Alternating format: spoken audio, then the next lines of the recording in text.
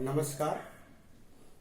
YouTube channel में सभी विद्यार्थियों का तथा समाज प्रेमियों का हार्दिक स्वागत।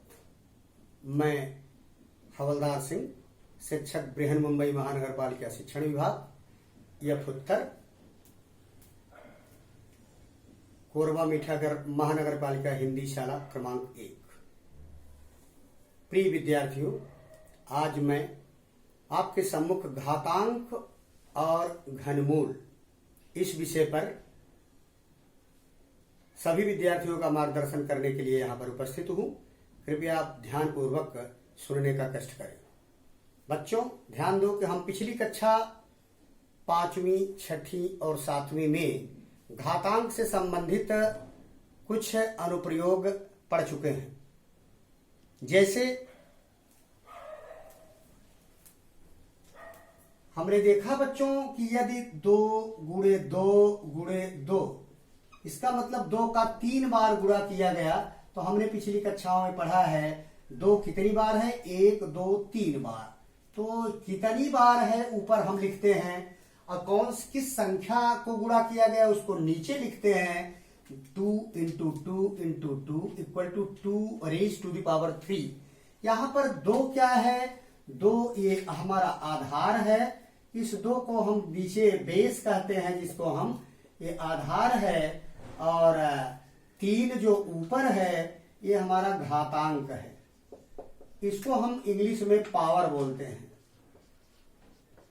पावर बोलते हैं। क्योंकि ऊपर है, थोड़ा सा रेस किया जाता है, रेस माने थोड़ा ऊपर करना, पुश करना, इसलिए हम कहते हैं 2 into 2 into 2 equal to 2 raise to the power 3। 2 गुणे 2 गुणे 2 बराबर 2 घाते 3। यहां पर आधार 2 और घातांक 3 है। ये तो हमारी प्राथमिक बात रही अंडरस्टैंडिंग की। इसी प्रकार -1/2 रेज टू द पावर 2, इसका मतलब हमारा आधार ऋण 1/2 और घातांक 2 है, तो ये होगा ऋण 1/2 गुणे ऋण 1/2 -1/2 इंटू -1/2। इस प्रकार हम देखते हैं कि इस प्रकार वर्ग विस्तार होता है इसका। 1 into 1 into 1 equal to 1, minus into minus से प्लस हो जाता है बच्चों, 2 दूनी 4, तो -1/2 होल स्क्वायर इक्वल टू 1/4। ये इसका आंसर हुआ। और 2 इंटू 2 इंटू 2 ऊपर वाले में मैंने देखा तो 2 दूनी 4 दूनी 8, 2 raise to the power 3 equal to 8, तो ये 8 हुआ, ये 1/4 हुआ। हम चलते हैं घातांक से संबंधित कुछ नियम कौन से हैं उनका अध्ययन करते हैं और उन पर आधारित कुछ प्रश्नों को हल करने का हम प्रयास करेंगे।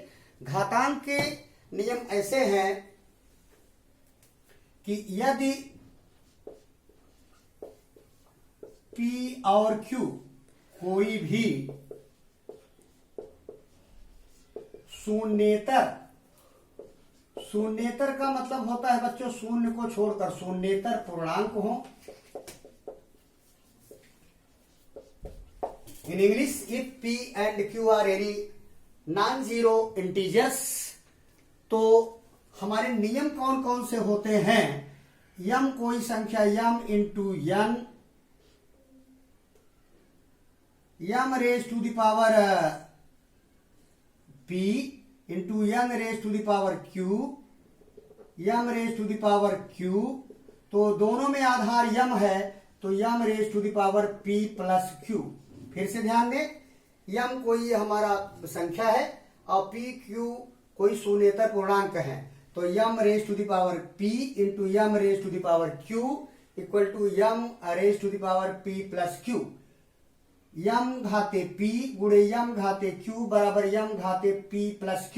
फॉर एग्जाम्पल, आप एग्जाम्पल देखें, जैसे 2 घाते 3 गुणे 2 घाते 4, तो यम के स्थान पर 2 है, p के स्थान पर 3 है, यहाँ q के स्थान पर 4 है, तो हो जाएगा 2 घाते 3 धन 4।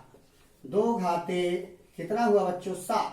इसका मतलब कि 2 का 3 बार गुणा 2 इंटू 2 इंटू 2 और 2 का 4 बार गुणा 2 इंटू 2 इंटू 2 इंटू 2। आप देखिए इधर 3 बार इधर 4 बार, तो प्रैक्टिकल रूप में 2 का कितनी बार गुणा हुआ बच्चों? 1 2 3 4 5 6 7, 2 रेज टू द पावर 7। ये तो हमारा प्रैक्टिकल गुणा हुआ। और सूत्र के रूप में 2 raise to the power 3 into 2 raise to the power 4 equal to 2 raise to the power 3 प्लस 4, 2 टू द पावर 7। चलिए दूसरा जो इसका सूत्र होगा, यम घाते p भागे यम घाते q। ये हो जाएगा बच्चों यम घाते p माइनस q। गुणा करने पर घातांक जुड़ते हैं और भाग देने पर घातांक घटते हैं। एग्जाम्पल आप देखें, 5 raise to the power 7 divided by 5 raise to the power 2, तो ये हो जाएगा 5 घाते 7 ऋण 2, 5 घाते 7 में से 2 घटाएंगे 5 आया।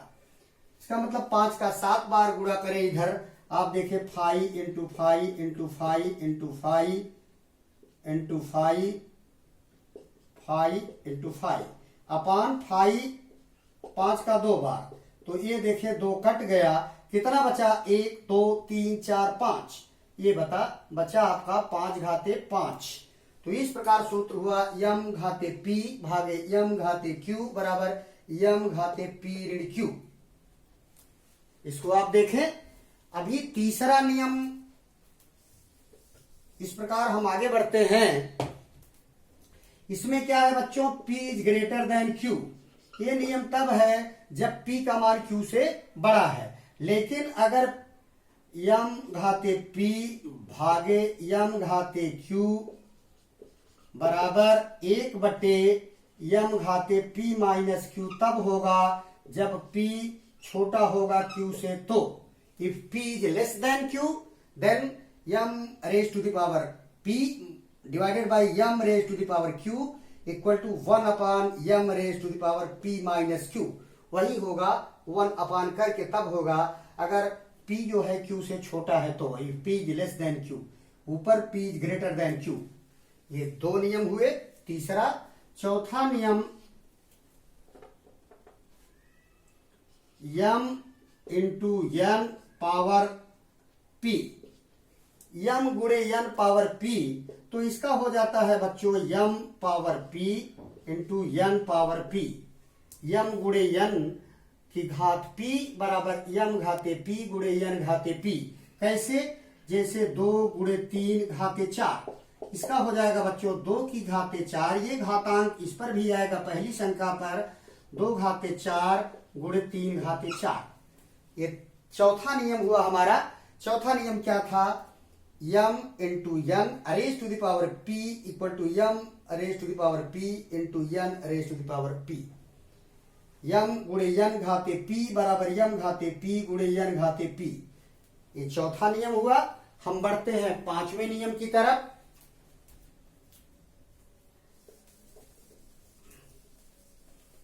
ये गुणे पर था, इसी का भागे में क्या होगा बच्चों?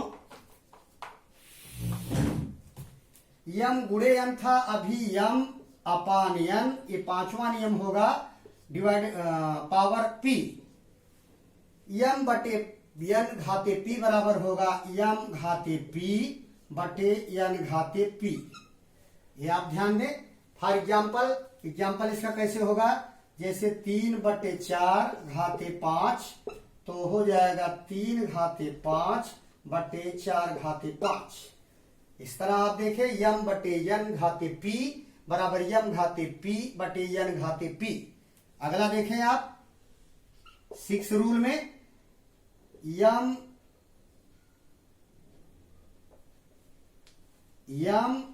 पावर n इसका पावर p, यम घाते n इसका घाते p, तो घातांक पर घातांक अगर होता है तो ये हो जाता है M raise to the power n into p। जैसे 3 घाते 4 घाते इसका 5, तो बराबर 3 घाते 4 गुणे 5। ये 4 इधर घातांक पर था और इस पूरे 3 घाते 4 का घातांक 5 था, तो बच्चों 3 घाते ये 4 गुणे 5 हो जाएगा 3 घाते 20। इसका मतलब 3 का गुणा 20 बार। इधर 3 का घाते 4 घाते 5, 3 घाते 4 गुणे 5, 3 घाते 20। ये छठा नियम था। और अगला नियम देखें आप कि a raise to the power, या ऐसा देखें आप m raise to the power minus p। किसी संख्या का घातांक अगर ऋणात्मक है तो वो क्या हो जाता है 1/m raise to the power p। एक ऊपर जाता है तो वही घातांक जो ऊपर माइनस होता है जब हर में आता है तो वो धनात्मक हो जाता है। m घातांक माइनस p बराबर 1/m माइनस p। और अगला अंतिम क्या है विद्यार्थियों, 8वां, आप देखें a raise to the power 0 equal to 1। इसका मतलब कि किसी संख्या का घातांक अगर 0 है तो उसका मान 1 होता है। घातांक 0 है तो उसका मान 1। For example 5 raise to the power 0 घातांक है ही नहीं कोई। 5 घाते 1 होता तो हम लिखते 5 को एक बार, 5 घाते 1 होता तो 5 लिखते। 5 का कोई भी घातांक ही नहीं है, शून्य है, तो किसी संख्या का घातांक शून्य होता है तो उसका मान 1। 100 raise to the power 0 equal to 1। और देखें आप, अगर ऐसा है x plus y divided by 100 raise to the power 0, किसी भी संख्या का कोई भी संख्या हो घातांक शून्य है तो उसका मान 1 हो जाएगा। तो ये रहा हमारे घातांक के नियम। और इसमें हमने देखा कि गुणा करने पर घातांक जुड़ते हैं, भाग देने पर घातांक घटते हैं। और जैसे m गुणे n घाते p है तो m घाते p गुणे n घाते p। और अगला m बटे n भागे में है m बटे n घाते p, तो m घाते p बटे n घाते p। और इस प्रकार मैंने देखा कि m घाते n घाते p है तो m घाते दोनों का गुणा हो जाता है n गुणे p। अगला, अगर m किसी संख्या का घातांक ऋणात्मक है तो उसका मान होता है 1 बटे वही घातांक ऋणात्मक से धनात्मक हो जाता है। और किसी संख्या का घातांक शून्य होता है तो उसका मान 1 होता है। तो विद्यार्थियों थोड़ा सा प्रश्न के माध्यम से आप देखो।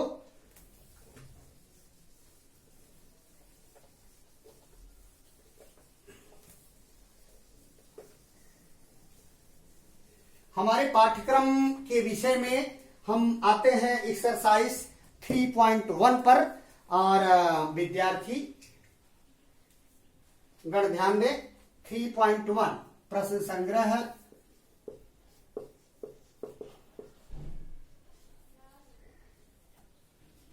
थ्री 3.1 पर आप ध्यान दें तो इसमें कुछ एग्जांपल्स दिए गए हैं। जैसे आप देखें 10 का वर्ग बराबर होता है 100 और 100 का वर्गमूल लेना है तो इसे हम करणी कहते हैं। करणी 100 और वर्गमूल है तो दूसरा मूल लिखते हैं, ये बराबर 10 हो जाता है। इसी वर्गमूल को विद्यार्थियों हम क्या कहते हैं, 100 का ये 2 है तो इसका दूसरा मूल ऐसे कहते हैं। 100 का वर्गमूल, वर्गमूल को 100 घाते 1/2, ये भी बराबर 10 हुआ। अगर हम कहें 64, इसका घनमूल लेना है, चूंकि 4 का घन बराबर 64, 4 गुणे 4 गुणे 4 64। अब 64 का घनमूल, घनमूल का मतलब तीसरा मूल, 64 का घनमूल कितना होगा, ये 4 होगा। इसको हम कैसे लिख सकते हैं, 64 का घनमूल बोलते हैं या 64 का 1/3 ऐसा भी बोलते हैं। चाहे 64 का घनमूल लिखें या ऐसा लिखें, ये भी वही 4 हुआ। तो इसको आप ध्यान दें। अगर हम कहते हैं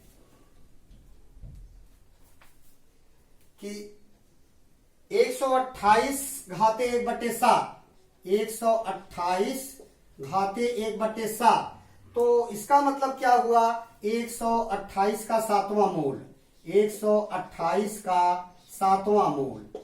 यहां 1/2 होता तो वर्गमूल, 1/3 होता तो घनमूल, 1/4 होता तो चौथा मूल, 5 होता तो 5वां मूल, 7वां मूल। इस तरह 128 का 7वां मूल लिखना हुआ तो ऐसे लिखेंगे हम, 128 रेज टू द पावर 1/7। अभी अगर लिखना है 900 का 12वां मूल, 900 का 12वां मूल, ऐसा। तो इसको हम ऐसे भी लिख सकते हैं बच्चों, 900 घाते 1/12, इस तरह हम लिखते हैं। ये तो हमारे कुछ एग्जाम्पल्स हुए।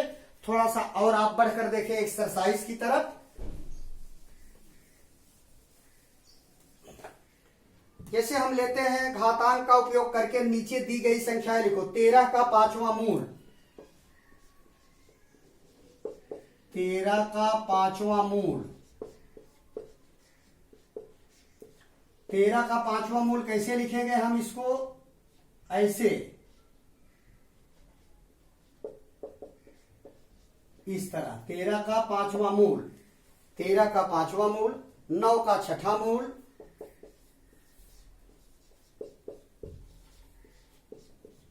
9 का 6ठा मूल अगर हमें लिखना है तो हम लिखेंगे 9 6, चाहे ऐसे लिखें चाहे 9 रेज टू द पावर 1/6, ठीक। और आप आके देखें 100 का 8वां मूल लिखना है, 100 का 8वां मूल। तो विद्यार्थियों हम इसको इसी तरह लिखेंगे कि करनी का निशान लगाएंगे, 100 लिखेंगे, यहां पर 8 डालेंगे 8वां मूल, जैसे वर्गमूल, घनमूल, 8वां मूल, इधर 100 रेज टू द पावर 1/8। और अभी दी गई घातांकित संख्या कौन सी संख्या का कौन सा मूल है? जैसे दे दिए 81 घाते 1/4, 81 घाते 1/4, ये कौन सी संख्या का कौन सा मूल है? बच्चों जरा ध्यान दो। 128 घाते 1/7 लिखा गया, तो आपने बताया कि 128 का 7वां मूल। अब ये कौन सा मूल है? ये 81 का चौथा मूल है, 81 का चौथा मूल, 81 का चौथा मूल। इसको आप ऐसे भी लिख सकते हैं, 81 का चौथा मूल।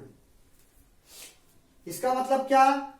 81 का चौथा मूल अगर हमें लिखना है, 3 तिहाई 9 तिरिक 27 तिया 81, चौथा मूल। वर्गमूल में 2 पर हम 1 ले लेते हैं, घनमूल में 3 पर 1, और चतुर्थ मूल में क्या करते हैं, 4 है तो ले लेते हैं। इसका मतलब क्या आया? उत्तर हमारा 3 आया। इसका आंसर 3 आया, अर्थात 81 का 1/4 या 81 का चौथा मूल, आंसर हमारा 3 आया। इस प्रकार हम 3.1 की ये एक्सरसाइज यहीं पर समाप्त करते हैं।